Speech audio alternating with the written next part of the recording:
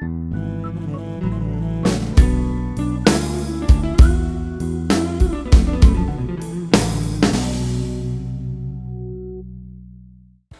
manière périodique, on voit revenir la question des langues régionales, des langues dites régionales, chez les médias, et c'est vrai qu'en général, ça fait bien vendre leurs produits, c'est tant mieux pour eux. Qu'est-ce qu'une langue régionale ? Une langue régionale, c'est quelque chose qui a un académisme, qui a vraiment des locuteurs, une région qui emploie cette langue.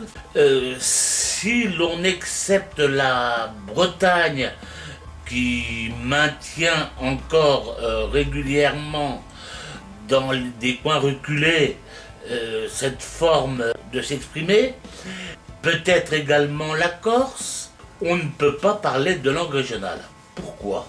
Et ce, malgré le travail qu'ont fait les Félibriges en Provence, en essayant de créer un académisme de toutes pièces autour de ce qu'on appelle l'occitan.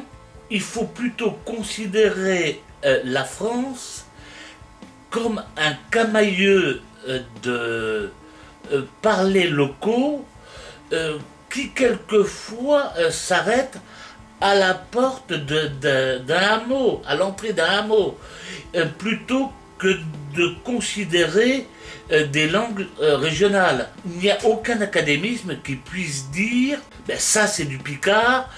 Il n'y a pas de dictionnaire franchement établi, ni de grammaire qui permettent cela.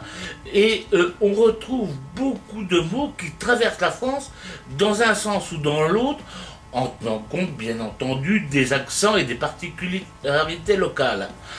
Alors donc c'est bien effectivement qu'on s'intéresse à ces langues pauvres parlées dans peu d'endroits, mais quel en est l'intérêt ?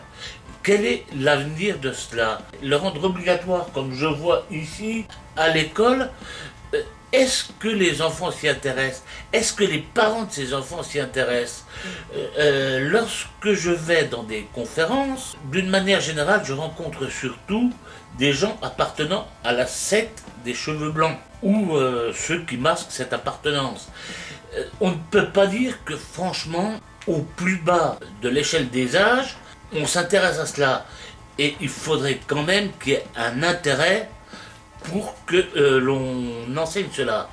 Alors, est-ce qu'il faut dire, ben non, on n'en parle plus il y a une communication qui s'est arrêtée entre les générations à partir du moment où les gens ont pu circuler et à partir du moment où les gens ont pu communiquer avec l'extérieur.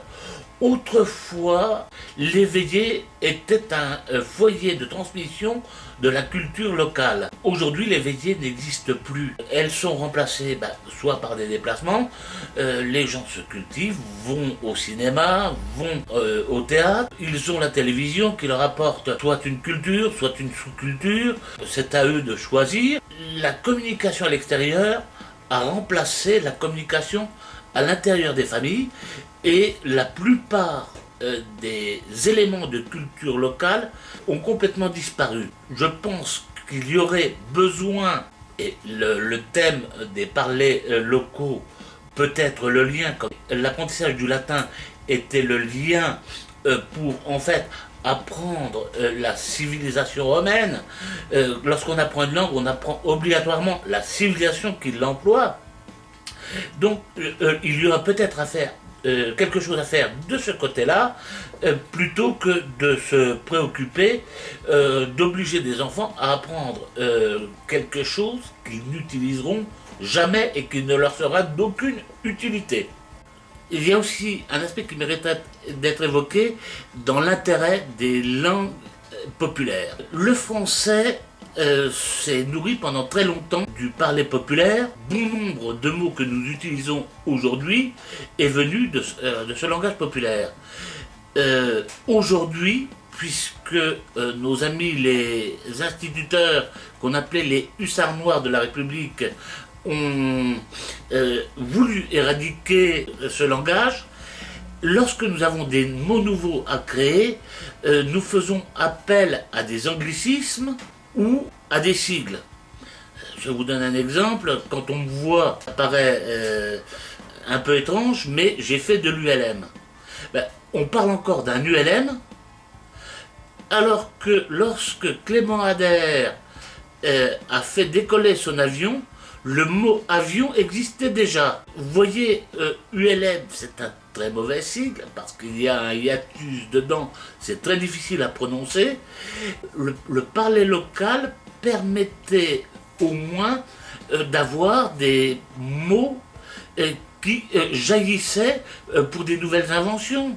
On a des mots nouveaux qui concernent le travail agricole, comme la moissonneuse-batteuse qui est arrivée dans les années 50, c'est toujours une moisse-batte, ou la machine à vendanger, on ne parle pas de vendangeuse parce que la vendangeuse, on a autre chose dans la tête de plus sémillant en général. On parle toujours de machine à vendanger et il n'y a pas de terme pour définir ces récolteuses. C'est dommage que le parler populaire ne soit plus là pour apporter cette création.